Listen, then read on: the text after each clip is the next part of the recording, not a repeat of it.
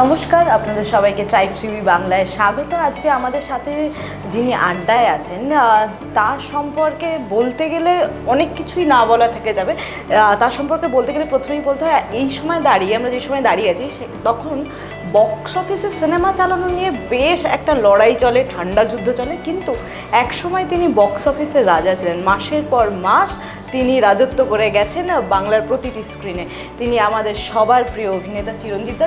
তোকে ট্রাইব টিভিতে স্বাগত। কেমন আছো তুই? থ্যাংক ইউ, ভালো আছি, আমি ফার্স্ট ক্লাস আছি। এই যে 1974 থেকে 84 থেকে যে এই জার্নিটা শুরু হয়েছে, 84 না, 1981 79 থেকে, 79 থেকে, 79 থেকে ফার্স্ট রিলিজ করেছি 79। না, তারপর এই কত বছর হলো এত একটা চিন্তা কর, কত বছর, 50 বছরের 46 50 বছরের কাছাকাছি একটা যে জার্নি, তোমার ক্যারিয়ারে কি কি তুমি পেলে এই 50 বছর দীর্ঘ একটা যে হতে গেল 50 বছর, কি কি পাওয়া হলো এটা যদি জানতে চাই প্রথমে। অফুরন্ত বাবা, মানে যতটা পাওয়ার কথা নয় আমার নিজের ধারণায়।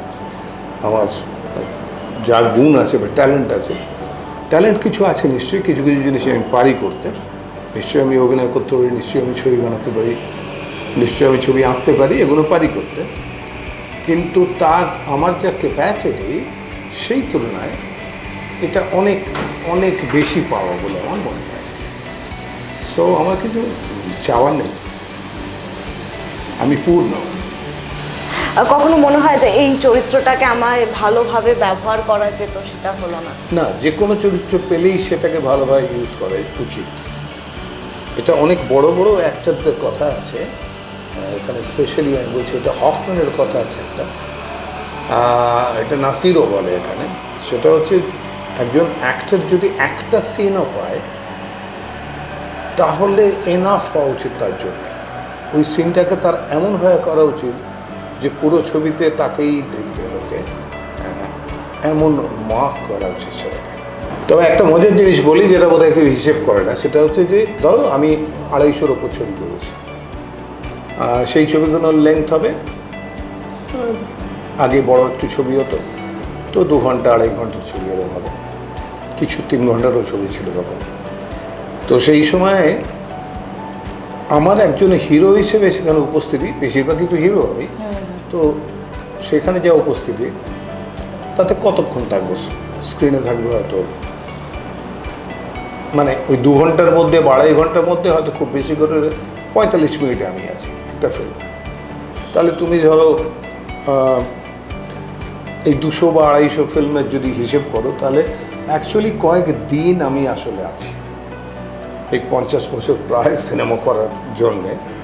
আমার প্রেজেন্স অন স্ক্রিন কিন্তু আসলে জাস্ট কয়েকটা দিন হয়তো আবার জুড়লে আর কি। এই চরিত্রটা হ্যাঁ বলা কেন ছিল দাদা? অনেক চরিত্র তো গল্প ভালো, অফার ভালো, আসে খুব আপনার কাছে। চমৎকার গল্প লেখে পারমিতা। ওর ছবি করছি আমি, ওর 3টে ছবি করেছি, 3টে ছবিতেই আমি সেন্ট্রাল ক্যারেক্টার করেছি। ফলে আমি ওর লেখা পছন্দ করি। দাদা, আপনি এই প্রমোশনাল ইভেন্টে এসে একদিন বলছিলেন যে হেমা মালিনীর সাথে আপনার দেখা হওয়ার অভিজ্ঞতা, এটাও একটা বলেছিলেন যে একটা কোনো শো করতে গিয়ে একসাথে দেখা হয়েছিল আপনার। আমি এই যে বারুইপুরে একটা শো, বড় শো ছিল, তো আমি উঠবো স্টেজে, তারপরে শুনলাম হেমাজিও উঠবেন, মানে ওরও একটু ডান্স নাম্বার আছে একটা। তো আমি ঘরে ঢুকে গেলাম, ঢুকে গিয়ে এখানে সজল মিত্র, ও হচ্ছে ওর অর্গানাইজার, ও মেনলি বম্বের আর্টিস্টদের নিয়ে কাজ করে, তো ওই নিয়ে আসছিলো, ওর সঙ্গে খুব পরিচয়। তো ঢুকে একটু কথা বললাম, বলে তারপরে আমি স্টেজে উঠলাম। আমার পরে ওর প্রোগ্রাম ছিল, পরে উনি করেছেন প্রোগ্রাম। অসাধারণ দেখতে তখনও, মানে আমি বলছি আমি কয়েক বছর আগে কথা বলছি, তখনও তার প্রাইম টাইমটা চলে গেছে, কিন্তু তাতেও সাংঘাতিক দেখতে, আমার খুব ফেভারিট। আপনি এখন নিজের পরিচালনা করছেন না কেন সেভাবে? অত খাড়াখাড়ির দরকার নেই। অশোক কুমারের সঙ্গে দেখা হয়েছিল সন্ধ্যেবেলা, এখানে একটা প্রোগ্রাম করতে এসেছিলেন 2 কিশোর বলে।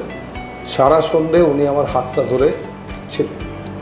তো আমি বললাম যে এখন আমি ডিরেকশন দিচ্ছি, তখন বললে কেউ গাধেকে বোঝ উঠা রে, কী দরকার তোমার, তুমি সুপারস্টার অ্যাক্টিং করো, তো বাড়ি চলে যাও, কী দরকার তোমার এই ডিরেক্টরে এত গাধার বোঝা তোলে, দরকার কি?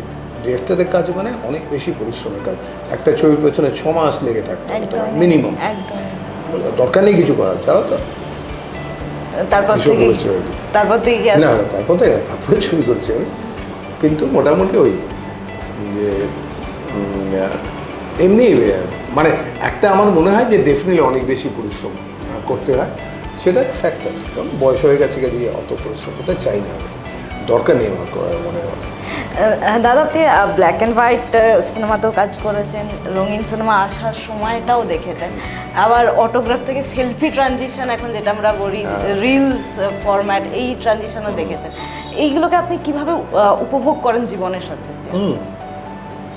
এটা এভলিউশন, এগুলো হবেই। একসময় টেলিফোন তুলতাম, হেভি টেলিফোন তুলতাম, মানিকদার হাত থেকে স্লিপ করে পড়ে গেছিলো তার বাড়িতে, তো সেটা তুলে আবার সেলোটেপ লাগিয়ে আমি এবার ঠিক করে দিয়েছিলাম মাউথ পিসটাকে, মানে আগেকার সেই ব্যাকে লাইট ফোন।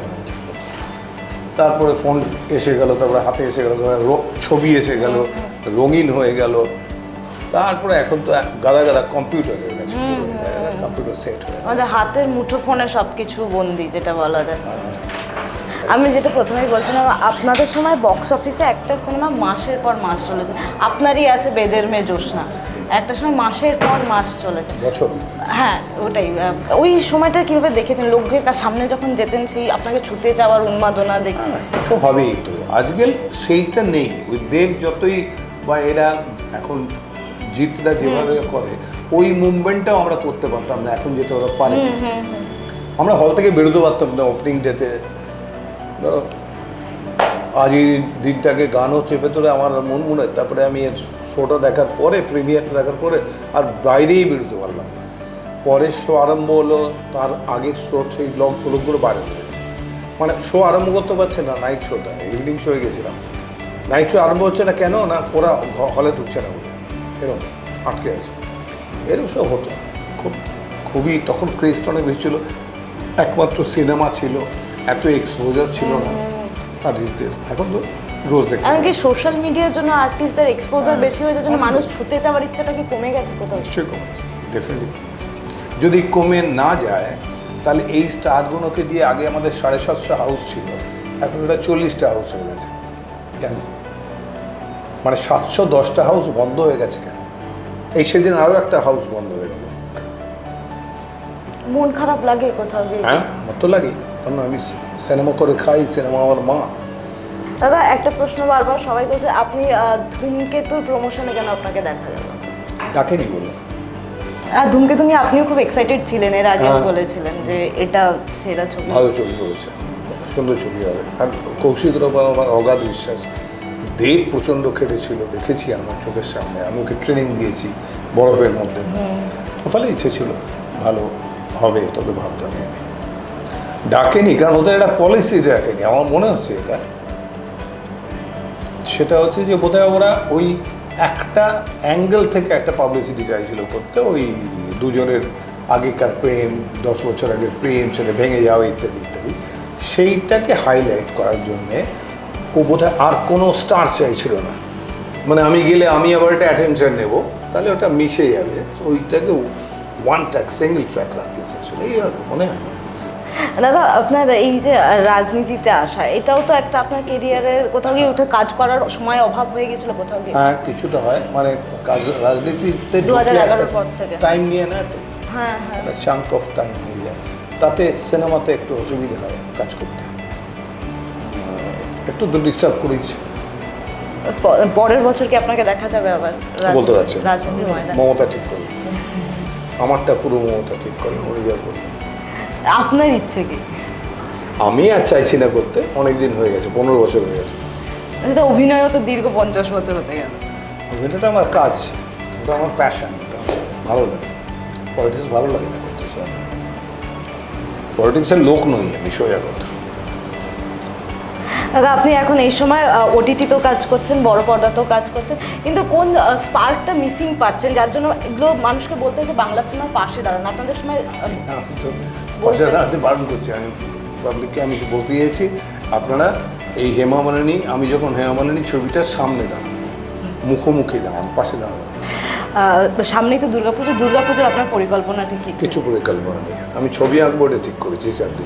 পুজোর ছুটিতে নিজের মতন। থ্যাংক ইউ দাদা, থ্যাংক ইউ সো মাচ আমাদের সময় দেওয়ার জন্য। দর্শকদের শেষে কি বলবেন?